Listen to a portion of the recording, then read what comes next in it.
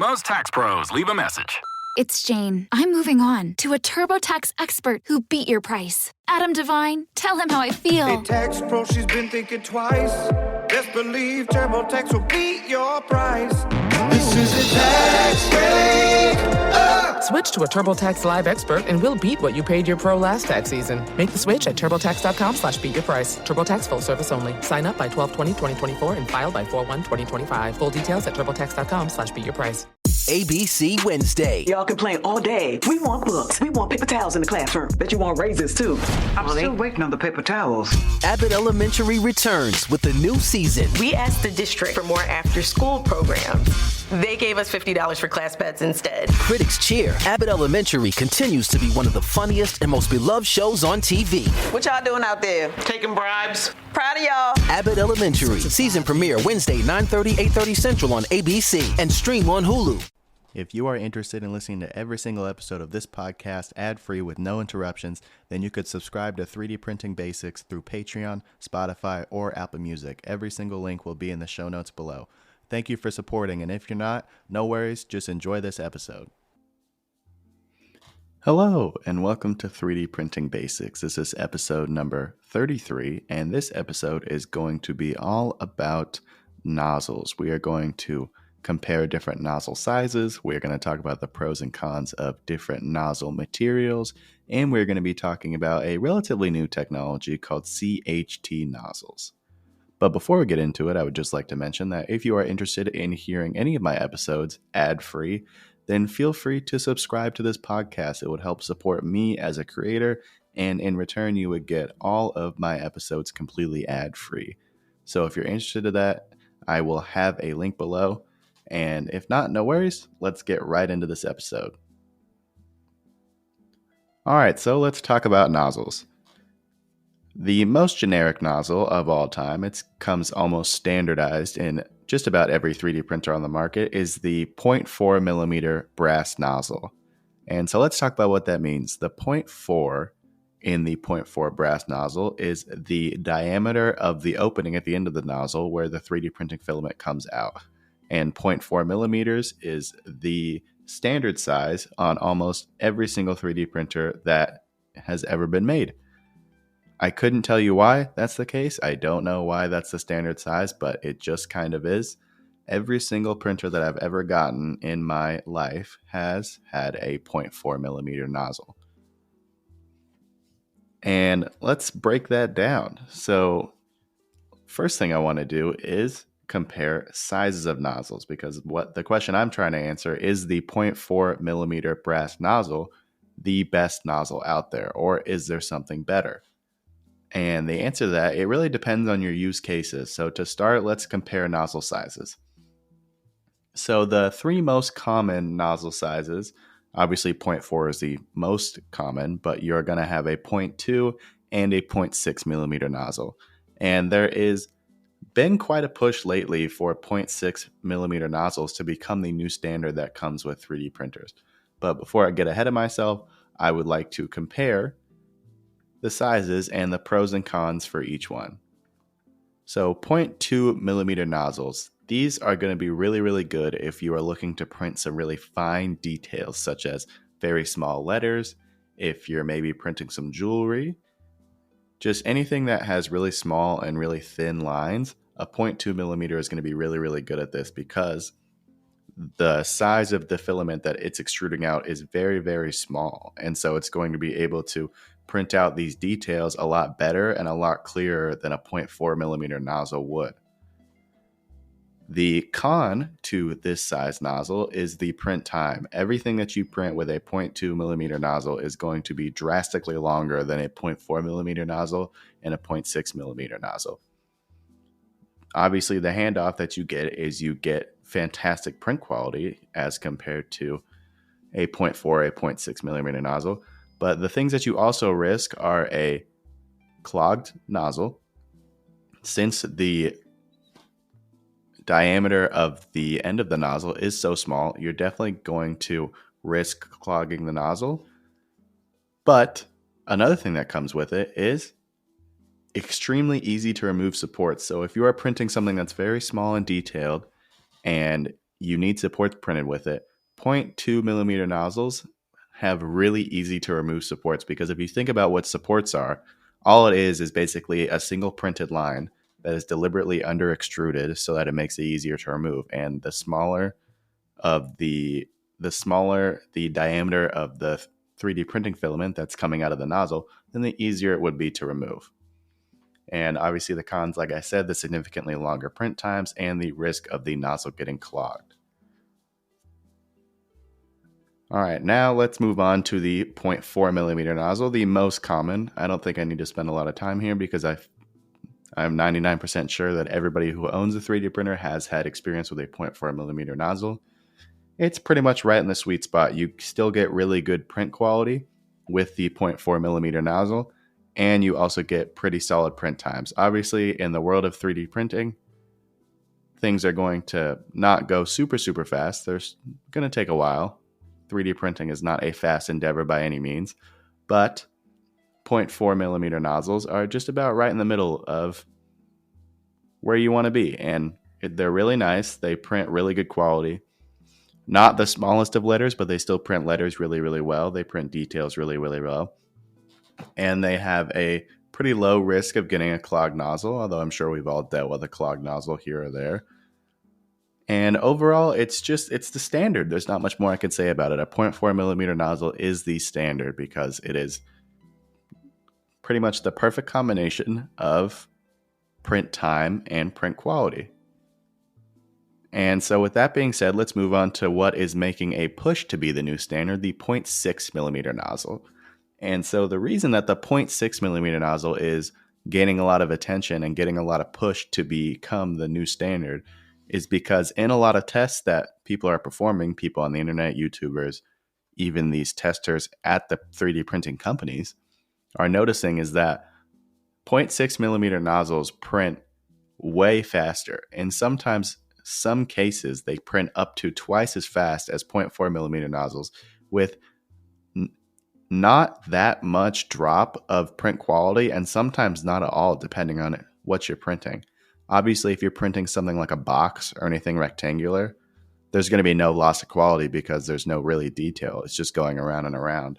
So there's no fine details where you could lose quality there. So, and a 0.6 millimeter nozzle is going to get it done in 3/4 or half the time that a 0.4 millimeter nozzle will. And the reason that it can do this is because it can print significantly higher layer heights. The rule of thumb for 3D printing is that layer heights shouldn't exceed more than 80% of a nozzle diameter. So if you're printing with a 0.4 millimeter nozzle, then your layer height should not exceed 0.32 millimeters.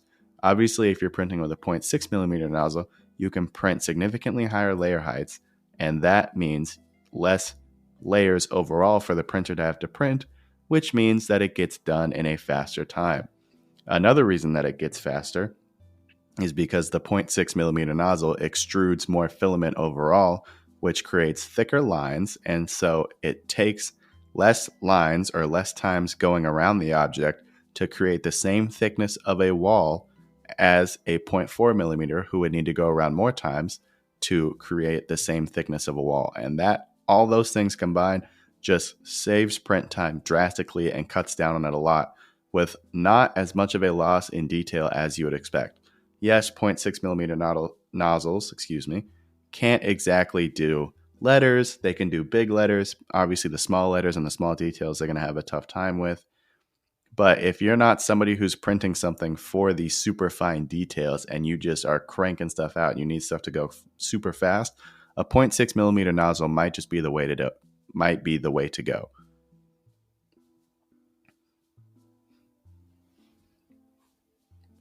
All right. And the last one I want to touch on, I feel like nobody's going to really worry about it. You don't really need to worry about it. There's very few use cases for this, but a 1 millimeter nozzle, they do make them. Obviously, there's going to be the fastest printing times of the bunch. If you're printing something like just a straight box, something that is going to be just corners and not fine details at all, you can drastically save printing time. I'm seeing an example here, something that was printed with a 0.4 millimeter nozzle took 11 hours and 16 minutes versus a 1.0 millimeter nozzle took an hour 40 minutes. So you can drastically save on print time if you don't care about details, because your details will definitely suffer. But enough of that. I feel like that's not really a huge use case for anybody.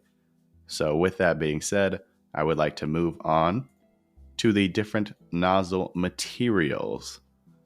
And honestly, the nozzle materials play just as big, if not a bigger role than the nozzle size that you're using, because with certain materials, certain printing filaments like PLA, PETG, TPU are going to work better, or in some cases are going to work worse or not work at all, depending on what kind of material you are using in your nozzle. The three main types of 3D printing nozzle materials is going to be brass, stainless steel, and hardened steel. Brass is far and away the most common, just because it's the cheapest to make and it has the lowest conductivity. You can only run these guys temperature-wise up to about 300 degrees, which is just fine for most hobbyists who aren't using high-temperature materials. But places like a business or somebody who wants to experiment with more types of filament who require higher temperatures, then a brass nozzle is not going to be for you. But for those of us who are just hobbyists and are only ever going to print PLA and PETG and maybe some TPU in our lives, brass is the way to go because it is the cheapest and it just works. It's the standard for a reason. The only real con with brass is that you cannot print any abrasive materials. So like filaments that have glitter in it, that have metal in it, just anything that has any kind of abrasives or little pieces inside the material, you cannot use it because it will act like sandpaper on the brass nozzle and it will steadily open up that nozzle diameter over time. And when you do that, you basically are going to have like a 0.5 or a 0.6 millimeter nozzle when your printer thinks it's a 0.4 nozzle diameter. And at the end of the day, that's just going to create all kinds of problems. So if you're using anything that has abrasive filaments, even like a silk PETG, a silk PLA, not really recommended, but it's going to be fine. Just don't use abrasive filaments with the brass nozzles. Next up, we got stainless steel, which is kind of in between the brass and the hardened steel. Stainless steel is pretty popular. It definitely provides better wear resistance, and it also is definitely pretty good at the big pro for this for hobbyists is that filament is not going to stick to it. I feel like we all have had issues in the past of the brass nozzles with filament sticking to it and just getting all clogged up or coming off a big glob of 3D filament that was stuck to the nozzles, now stuck to our print, creating a huge bump. I know I've had that problem before. Stainless steel nozzles, the filament won't stick to it, so it'll be easier to keep it clean, and you have less of a risk of a giant glob of filament coming off in or during your prints and possibly messing them up. And overall, they're really good. They have a higher conductivity, so the maximum temperature for these guys is 500 degrees Celsius. It's still not super recommended for abrasive filaments. It's recommended that you can use light use, not all the time. If you use them constantly, then it will steadily begin to open up that nozzle diameter. But if you're using them every once in a while, then it's totally fine. But if you are somebody who is going to be using abrasive filaments like metal filled, wood filled, ceramic filled, if you're going to be using those a ton, glow in the dark too, I feel like that's a big thing. Glow in the dark filament has abrasives in it, so make sure you're careful. If you're printing glow in the dark filament, don't be using a brass nozzle. But if you're somebody who's going to be using that a lot, then hardened steel nozzles is definitely the way to go. They are a major upgrade. They are more expensive.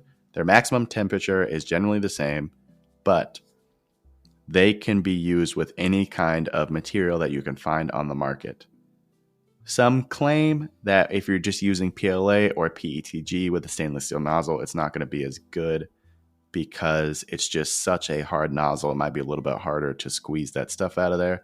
But in my experience, I've used some hardened steel nozzles in the past, and I haven't had much of an issue. I've had good reviews, but at the end of the day, I still use a brass nozzle just because it's the cheapest, and I only ever print with PLA, PETG, and TPU. So for me, I'm a big fan of the brass nozzles. I think they just work, and at the end of the day, The highest I'll go is stainless steel if I have some kind of specific job that I'm doing, specific for a customer who wants a different kind of material. But I really like the brass nozzles. I don't think there's any reason to stray away from a brass or stainless steel. I think it's going to be a very rare case for anybody to need a hardened steel nozzle.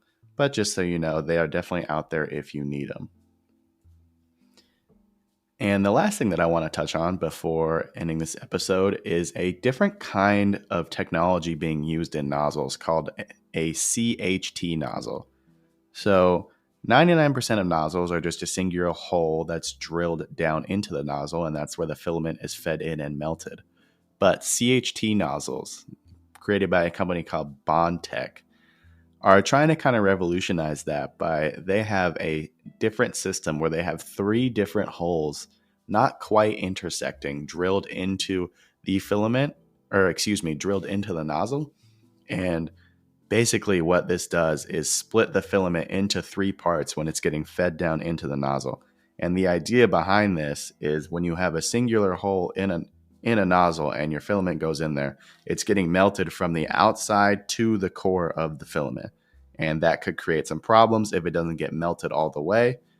You could have some problems when you're trying to extrude that filament. And so the CHT nozzle, what it does is it splits the filament into 3 pieces and melts it not just from the outside in, but from the inside out as well.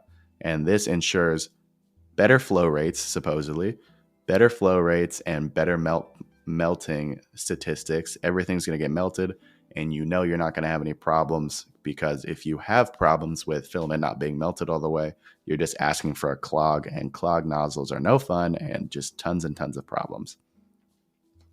Now, in my experience, I've used CHT nozzles before, and I really like them. The flow rates are definitely better. I've been able to increase the flow rates on the prints that I use, and that makes me print faster.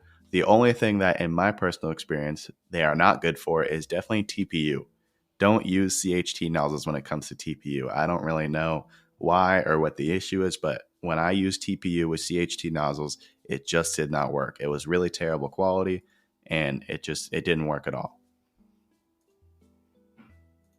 All right, that's just about all I got for today. I hope you enjoyed today's episode and are now more educated on which kind of nozzles go best for which application, and I hope you know which nozzle you are wanting to use for your next print. Thank you so much for listening. Again, if you want to get all my episodes ad-free, please subscribe to this podcast. Thank you for listening, and I'll talk to you next time.